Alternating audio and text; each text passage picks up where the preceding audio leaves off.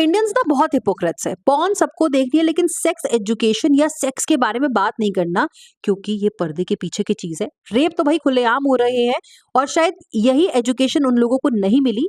उनकी मानसिकता ऐसी हो जाती है क्रिमिनल वाली, उनकी उत्तेजना इतनी बढ़ जाती है जिससे वो इस क्राइम को अंजाम दे देते हैं।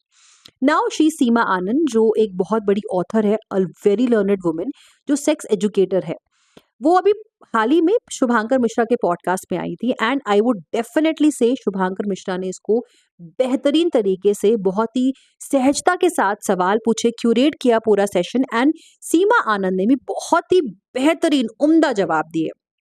नाउ सीमा आनंद ने सेक्स एजुकेशन का पूरा डायनामिक्स इंडिया में बदल दिया। अब मैं लोगों के बहुत दिनों से वॉल पढ़ रही हूँ, पूरा इंटरनेट डिवाइडेड है। कोई कह रहा है शुगर मॉमी, कोई कह रहा है शुगर दादी। मतलब जितनी फुहड़, जितनी कहते हैं ना बेसर पैर की बातें हो सकती है, लोग इनके बारे में लिख रहे हैं। एंड शर्मनाक बात यह है कि मर्द तो चलो समझ में आता है क्योंकि उनको तो औरत बर्दाश्त नहीं होती है, इतनी बोल्ड औरत स्पेशली। औरतें भी लिख रही है यार, लिटरली आई वाज सरप्राइज्ड।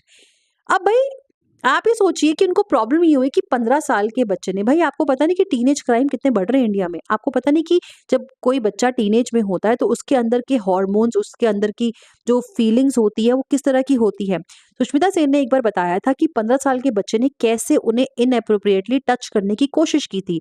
उन्होंने उसे एजुकेट किया। सेम वे सीमा आनंद भी एजुकेट करती है लोगों को।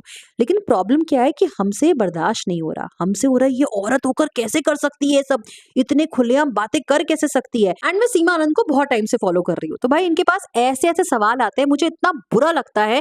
कितना प्रेशर है सोसाइटी के ऊपर, आदमी के ऊपर अलग इनसिक्योरिटी है, औरतों को अपनी बॉडी के बारे में पता ही नहीं है।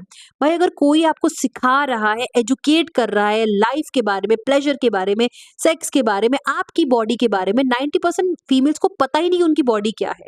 आदमियों के अंदर अलग इनसिक्योरिटी चल रही है। तो भाई अगर कोई किसी को मदद कर रहा है, कोई खुलकर उस पर बात कर रहा है जिस पर कोई बात ही नहीं कर सकता, आई थिंक मुझे शर्म आ जाएगी यार, मैं नहीं कर पाऊंगी। तो क्यों हम जज कर रहे हैं, क्यों अपनी फूहड़ मानसिकता उस पर थोप रहे हैं। भाई जीने दो और जियो। भाई जितना लोगों ने ये शराफत का मखमल का ये ओढ़ा हुआ है ना पर्दा, उस पर्दे के पीछे उतने ही करप्ट होते हैं। तो कम से कम अगर कोई खुलकर बात कर रहा है, जज मत करो यार, अपनी घटिया मानसिकता मत लाओ। मुझे लगता है आज की जनरेशन हमसे ज्यादा बेटर है, जज तो नहीं कर रही कम से कम इन लोगों को, कम से कम खुल के जीने तो दे रही है। एंड लोग पता है यहाँ तक बोल रहे हैं कि अभी ये हालत तो अपने जमाने में कैसी होगी। तो भाई बुढ़िया उड़ी तो बहुत कॉमन चीज है, वो तो छोड़ दो। पति है कि नहीं, परिवार है कि नहीं, भाई उसका पति है। एंड उसको कोई फर्क नहीं पड़ रहा तुम्हारे इन बेहुदा वाहियात कमेंट से भी।